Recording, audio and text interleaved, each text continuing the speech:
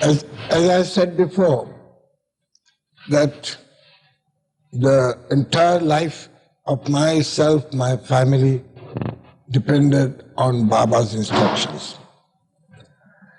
And we used to be absolutely without any fear, without any thought of what is going to happen if once we got the decision from Baba. I always used to make myself bold and never say no to Baba, whatever he wanted to do. A few instances I would like to quote. You know the hill near Meherazad, Seclusion Hill. Now Baba wanted that place to be ready at certain time. I was not taken in the beginning. The Ramju Bhai was there, Ali was there, Eras, and they used to have meetings. And they thought, they wanted to find the owner, who is the owner of the hill, and then to move in the matter further. Baba saw that it is getting very late. So one day he sent for me and he says, look here, I want this place to be ready. When can you start work? I said, Baba, I'll start work tomorrow. The Mandali jumped onto me. He says, how can you start work tomorrow? Because we must find the owner and all that. I said, you people have got nothing to do with that. If we cannot find the owner, let the owner find us. And I started the work from the next morning and got the place done up ready for Baba. Now during the progress of the work, naturally, the representative, the owner came to know, okay, there's some construction going on there. So he went to, the chap went to Meherazad people sent it to me. He said, I said, yes, I'm building that for Baba. But he said, sir, that hill belongs to the government. I said, all right, well and good. What is the procedure to be done, you tell me. But he said, sir, you have not taken permission. He said, doesn't matter, we'll take it now. So I went to the collector and squared up the matter, and the thing was ready. Once Baba asked me that he wanted 2 calves, English calves, mother English, father English. Calves, you understand? Calves? The calves. The calves may be male or female. And he called me in the evening, gave me this message, and next morning by 1 o'clock I had to produce them. I tried over Nagar everywhere, I couldn't succeed. I went to Pune. Contacted my friends. They said, I must go to the military dairy farm. So I went to Pune military dairy farm, nothing doing. There's another place known as Karki near Pune.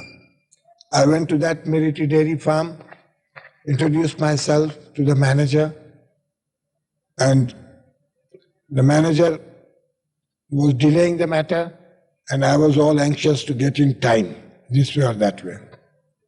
He checked up the register.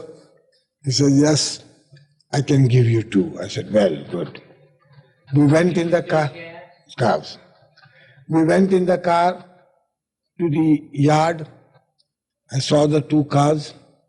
Then the manager tells me, he says, you send a bus and a truck and I'll load it. I said, nothing doing, you put them in my car, I'll take them. So one I put on the back seat, one I put on the legroom in the back seat, and straight drove back. No. Then I said, now come on, how much I have to pay you? He says, nothing. I said, why nothing? He said, no, calves, the male calves are given to anyone free if they look after it. And you can look after them very well, so I give you free. I thanked him, and before 1, I was at Meherabad until 11. And these 2 youngsters turned out to be so nicely active bullocks, very good bullocks.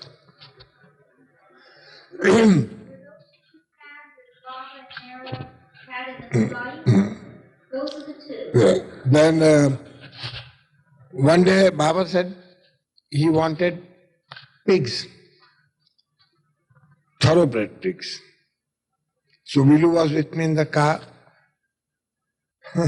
We went to Pune and searched over the place, but we got a pakka, very good. And that Elizabeth wanted it. And so in few months there were dozens of pigs round about there. Yeah. Now, let me remember. What does pakka mean? Pakka means firm.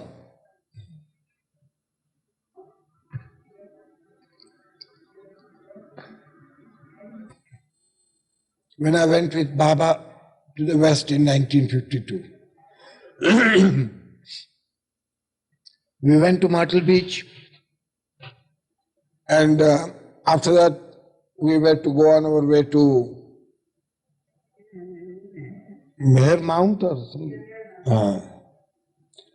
Now Baba decided that the Mandali goes one day in advance and I should remain behind to drive the other car with Baba. One car was being driven by Elizabeth, the other was to be driven by me. Now I wanted to go a day early with the Mandali and Adi wanted to stay back. So we went and spoke to Baba.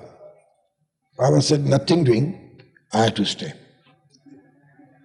Even Don went and spoke to him. Don means Dr. William Donkin. Baba said, nothing doing.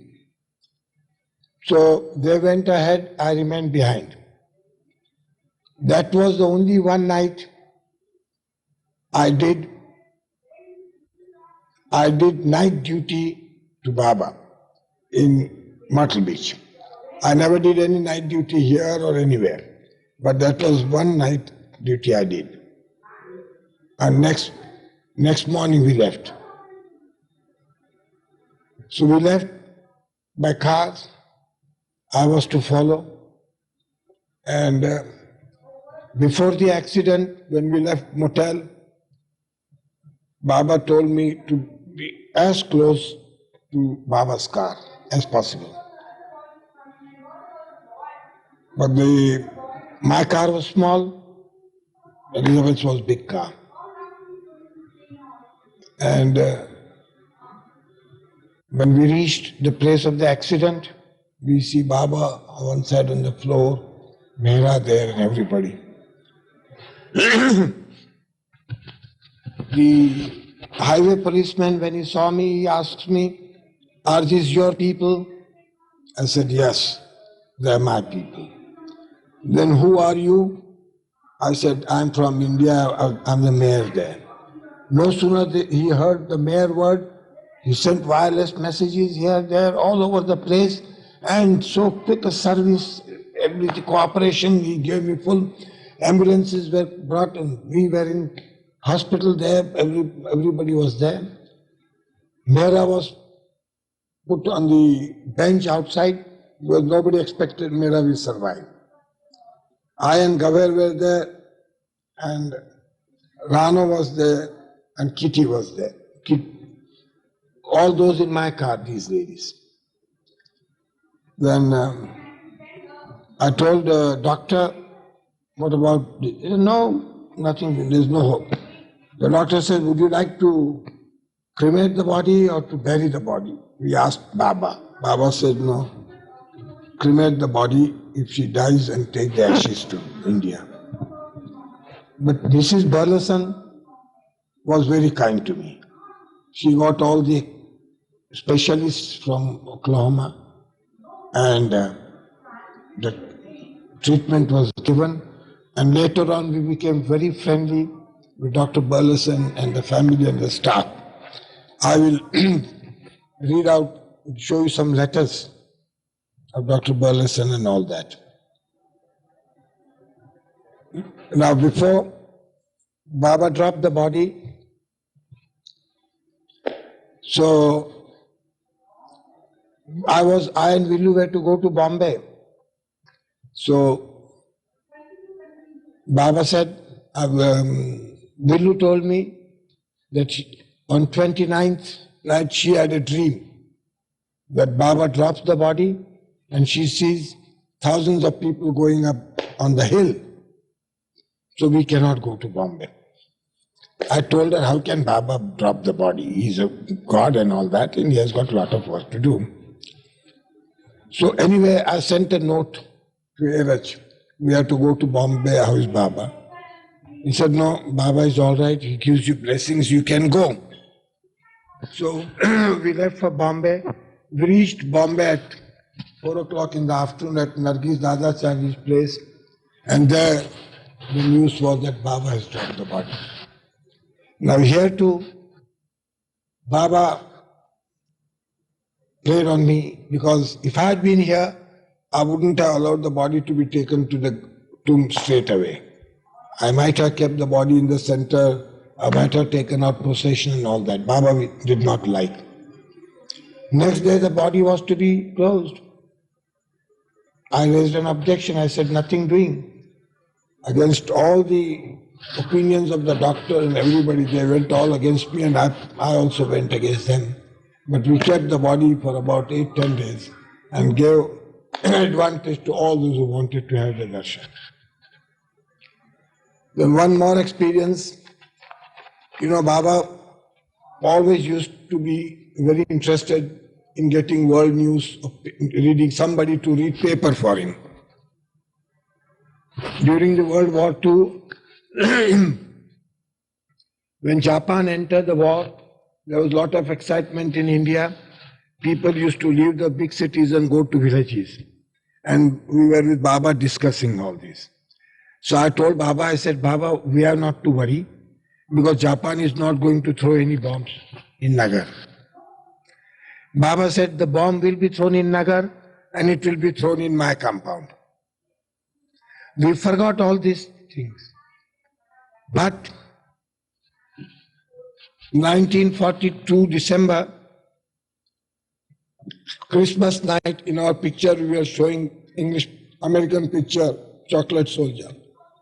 Second show, during the interval, a huge bomb was thrown. There was a big explosion. It was about 800 British soldiers were there, 150 to 200 officers were there. And after the smoke subsided, 9 to 10 British soldiers wounded, some lost legs, some lost so and so. One of my servants' belly opened up. But I was the nearest to the place where the bomb was dropped. But with Baba's grace, nothing happened to me. Adi's brother-in-law, Vilu's brother-in-law, who was the manager at the cinema, he got splinters and all that. The bomb was thrown by Congress people in those days. They had dropped the bombs from the factory. Now after 6 months of investigation, they were all arrested. And again, they went to Baba, and Baba said, you put on my locket and mention my name, you will go scot-free. And every time when they used to come to the court, they used to line up with Baba's lockets and Avatar Meher Baba ki jai and all that. And for want of proper evidence, they were set free. When you said they were set free, was this the people that had thrown the bomb? Yes. All the gang of 7-8 people who were involved in throwing the bomb, for want of proper evidence, they were not found guilty and they were set free. This is during the days when India was just becoming a country and getting free of the British. No. This was actually during wartime. World War II.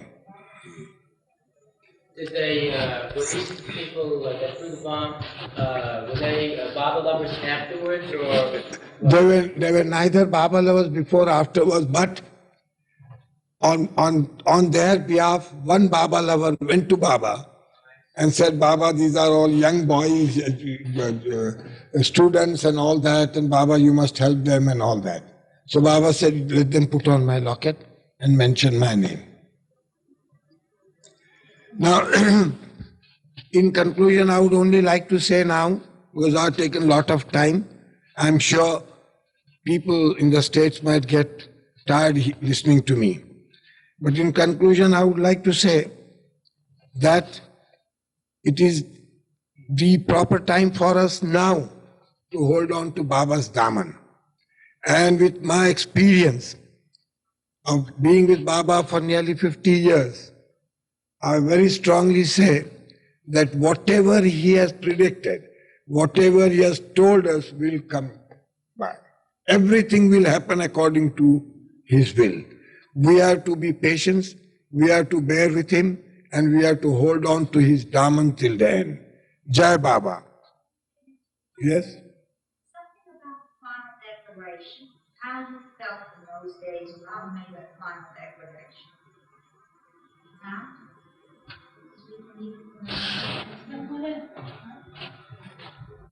I didn't catch that. How do you feel about yourself? What is your Yes, I feel it. That will come back. It will happen.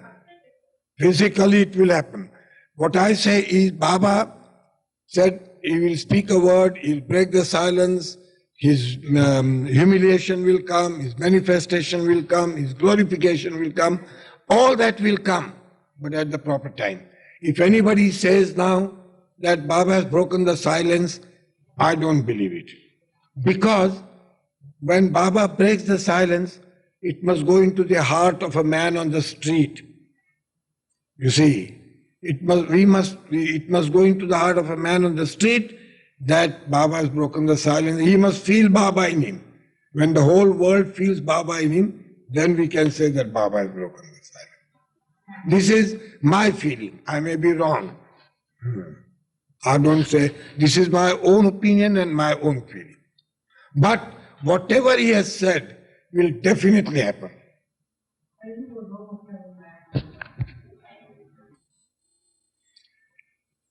I forgot one point to mention. You know, we started celebrating Baba's birthday here in Ahmednagar. A few years ago, Baba told me with all the other Mandali at Meherazad that Baba's birthday is being celebrated with great pomp and with great excitement all over the world, but nothing in Ahmednagar.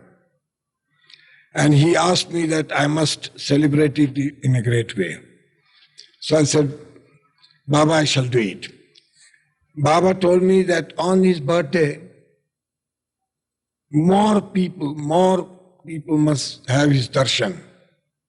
So I decided to have a procession during the birthday. But all my center members were not agreeable with me. For the first time, when I decided to have the procession go around the town with big Baba's picture and all, music and all, they were not favorable. Behind my back, they went to Baba and spoke to them that Sarosh wants to do this and we are not agreeable. Baba said, if he wants to do it, let him do it. If you don't want to cooperate, don't cooperate with them, but let him do it, but you should cooperate with them. And I started a procession, and would you believe, the aim and object of what Baba told us, that more people must have his darshan, so that is achieved. At every procession, on every birthday, nearly 40,000 people go with the procession and have Baba's darshan.